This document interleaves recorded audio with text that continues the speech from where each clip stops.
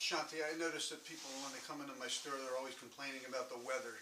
You know, it's horrible out, it's this, it's that, it's raining. I said, well, when it rains, it actually feeds plants. So, what do you say to them? Yes. So we are programmed, you know, like it is too hot, it is too cold, too much ice, too much snow. Everything is changing in life. Everything is changing. Matter of fact, there is beauty in life because there are changes. The place where there is all heat all the time, they are tired of heat, you know. And those people who live in cloudy weather and foggy weather, say in England, they are looking for sun. Okay. So weather changes. So situation in life changes. Everything is changing. So we have to learn to flow with life. So what recommendation is, look at the beauty of snow, beauty of rain, beauty of hot weather, beauty of cold weather. Matter of fact, poetries are written about snow, about rain, about everything. Matter of fact, we are programmed. We are programmed just like rain is awful, you know. For me, rain is awesome, okay, because I was brought up where hot summer came and then monsoon came. So we used to bathe in the rain and rain because our association is cooling. Farmers are looking for rain. Everyone joys. So they have festivity of celebrating monsoon. So it is all our conditioning, our upbringing. We can make the situation more acceptable. Whatever situation, we find beauty in it. And you can see, just remember when monsoon came, frogs came out round, the lakes are filling up, just such a beauty, you know. Same way, in other situations, snow, there is beauty to it, you know. Yes. So we have to learn to accept it. So we generally try to run for pleasure, run after pleasure, and run away from pain. So both are running. If you are running, you don't enjoy life. So go through pleasure without getting overexcited. Go through pain without getting so much disturbed. So maintain equilibrium so that you can see pleasure and pain. They circulate. Always circulate. Nothing remains the same. So that is called mental equilibrium. And inner peace comes by maintaining equilibrium. Otherwise, if you are looking for pleasure, you definitely will hit the pain. So stronger attachment to pleasure, stronger will be the pain. Just stronger you look for honor, stronger chance, greater chance that you will be insulted because your expectations are too high. So people become miserable because they are stuck on expectation. So instead of that, I say, use the preference. You know, you plan, like we want the picnic, outdoor picnic on Saturday. And you are all prepared. You invited everyone and it rains and you cannot do outdoor picnic.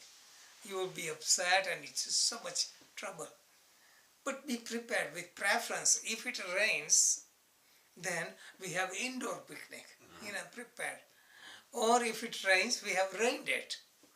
If you don't have preference, you rely on something intensely, then you will be disturbed much more. So flow with life means adjusting to the situation. We keep our goal, but work around it. And that is how we find joy in life. We cannot find joy in life by being stuck because we have control over our life, but we don't have control over other people. We don't have control over society. just read in the newspaper and you will be disturbed. So many immoral things are happening. Terrorists are terrorizing things. Just you have no control. You have to live with it. And greatest harm with a terrorist is terrorists have to be successful only one time. You can fail thousands of times, doesn't matter. But we have to be successful every time to catch the terrorist. The chance. And now, individual terrorists can do anything. We have no way of catching them. Somebody is mentally sick, can do it. If it is a group is doing, you can check their email, phone, and you can track them down. But so many people getting crazy because of environment and things. They're mentally sick. And people don't recognize. And they do awful things. This is what is happening. But greatest harm is done is, look, just one terrorist occupies thousands of policemen, occupies so many people, so much wastage of energy, so much wastage of money. And this is overall morality of society has gone down.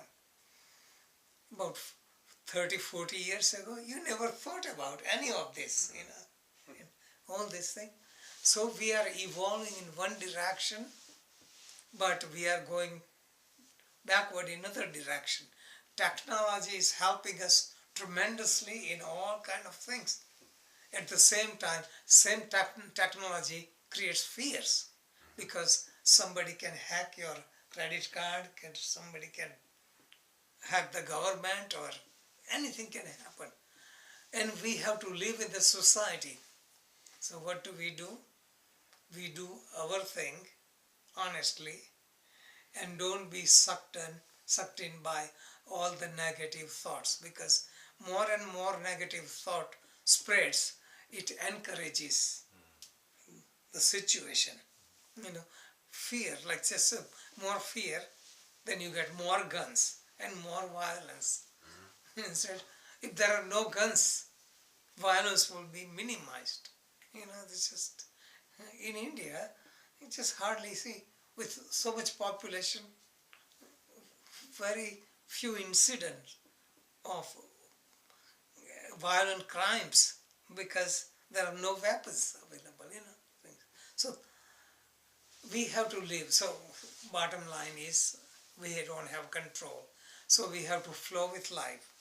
Life will change, What was in 60s, in 50s, I know, so much different. But we are in the society, we have to live with it. So we have to learn to flow. We are in computer age, we have to use some of the technology, use it wisely. Okay, that is called flowing. Don't be slave to technology, use it to your advantage. That is the message. Flowing with life, flowing with changing situation, adjusting. So bottom line is, we don't disturb our peace. Okay. We don't disturb our peace because of someone else. Okay. So this is what happens many times.